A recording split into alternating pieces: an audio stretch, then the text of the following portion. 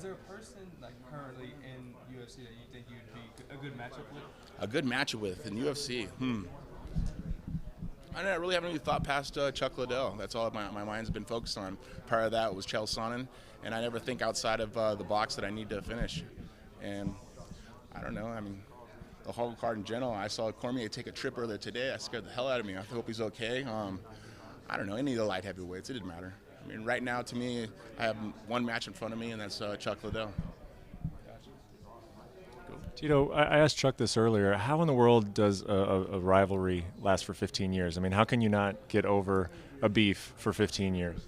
I think when the beef first started, it was a lie, and that's why I don't like it, because I never liked it in the beginning. It was a fabricated lie that other people made a lot of money on. And the first time we fought, I made $150,000, and other people made a lot of money on. Chuck Liddell, I heard, made money on the back end of it, and it is what it is. This is something that's totally different. I get an opportunity to have redemption, fight against Chuck Liddell in in Oscar De La Hoya's camp, and it's just one of those things that I get an opportunity to get my hand raised. I think that's number one. Can you talk about that redemption? I mean, how often are you thinking about 2 losses to Chuck Liddell on a daily basis in this point in your life? I forgot about it a long time ago. I'm coming off of a 3-1 record and losing only to the world champ. I just want redemption, man. I just want the opportunity to fight. I want the opportunity to prove people what I've been believing the whole time, that I could win. But now it's something that's not fabricated. Now it's something that's not a lie, saying that we were enemies the whole time. He used to be my boy. He used to come sleep on my couch. We used to train together. We used to wrestle with each other all the time. And he sold out to a company. You know, look at it now. He doesn't have a job anymore. He's still fighting. I have other businesses I'm able to do.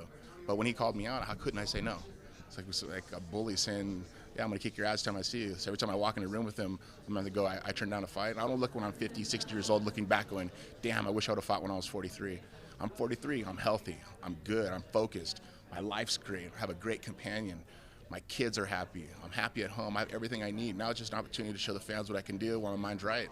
And when I fight Chuck later on this year, that's what's going to happen. Is there going to be a promotional tour involved with this? Yes, so it will be a world promotional tour for this. And De La Hoya said that, which hopefully we'll be able to get 24/7 also. We're going to build this. We're going to build this how MMA is truly should be able to be seen.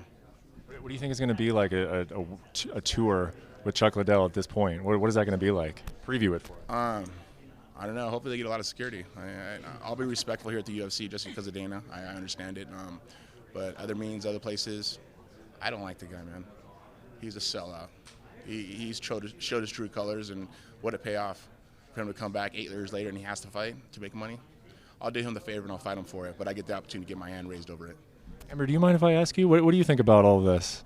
You know what, I was really surprised when Chuck actually wanted to do a face-off with him when we were at a charity event, and then played it off like it was them squaring off and that he wanted to fight him, and I was shocked actually because I thought we were friendly. So when that came about, he was like, well, I'll fight him again right now.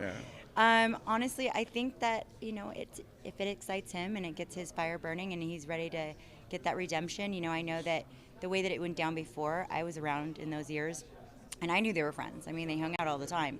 So to hear Chuck say they weren't friends is kind of hurtful. And I don't know, you know, fighting against that kind of feeling in your heart, saying, you know, this guy says he's not my friend. So I think this is perfect. You know, it's now a build-up. He's in spectacular shape. Chuck says he's in great shape. I hope he's in great shape. He says he's in great shape. So seeing the fight will be awesome. I hope he's in the best shape he's ever been in his whole life. So I get the best Chuck Liddell. I don't want the guy that has been knocked out the last 4 times. But, you know, people say stuff about that, and good. I get an opportunity. I get an opportunity to touch him on his chin. He says he's going to knock me out. He says people like to see me get punched in the head. Well, I hope a lot of those people get to watch the fight because I'll be punching him in his face where the referee rips me off. And John McCarthy will be doing that match too. I'll bring him out of retirement, I guarantee you. We're making it happen.